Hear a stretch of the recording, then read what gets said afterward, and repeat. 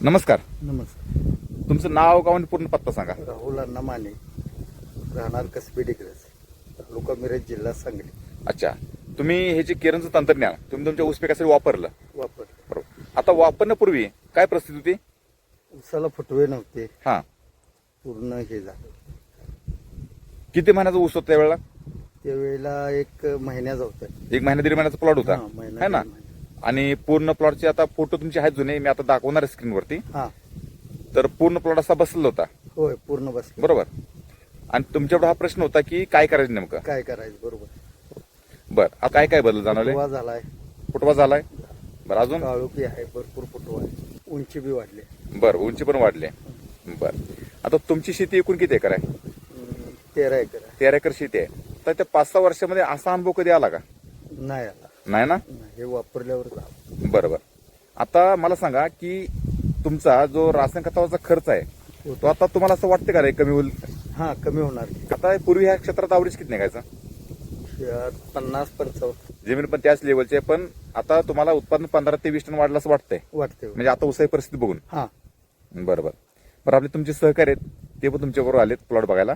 थोडं त्यांना पण आपण विचारा. जरा साहेब सांगा, तुम्हाला प्लॉट बघितल्यानंतर काय वाटलं? प्लॉट आता काय पहिल्यांदा आलो प्लॉटवर. हा तुम्ही फोटो दावले. हा फोटोतली परिस्थिती आणि आत्ताची परिस्थिती हा जमीन आसमानचा फरक आहे. 100% फरक आहे. हा आणि रिझल्ट पण चांगले आहेत, चांगले आहेत. एक नंबर आहे. ओके, धन्यवाद.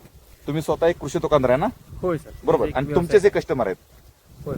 सांगा. मी एक व्यवसाय दुकानदार आहे हा. आणि हेच आमचे कस्टमर आहेत राहुल माने म्हणून. हम्म.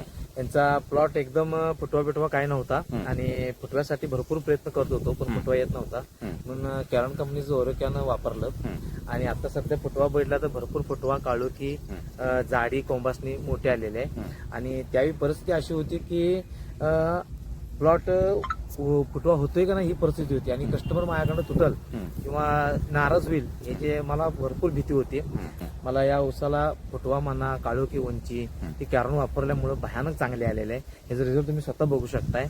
अच्छा, म्हणजे तुम्हाला तर असं वाटतं आता कस्टमर तुमच्यापासून बाजूला जाणार नाहीत? 100% बाजूला जाणार उलट आणि थोडे शेतकरी येतील यांच्यामुळे. की बाबा एवढे रिझल्ट चांगले आलेत आणि ह्याचे फोटो पण माझ्याकडे आहेत, मी जाऊ शकतोय हा. की बाबा फोटो किती छान आलेत किंवा उंची म्हणा किंवा काळोखी सगळे जर फोटो बघितले उसाचे हम्म. तर त्यांना एक्सलंट रिझल्ट दिसते.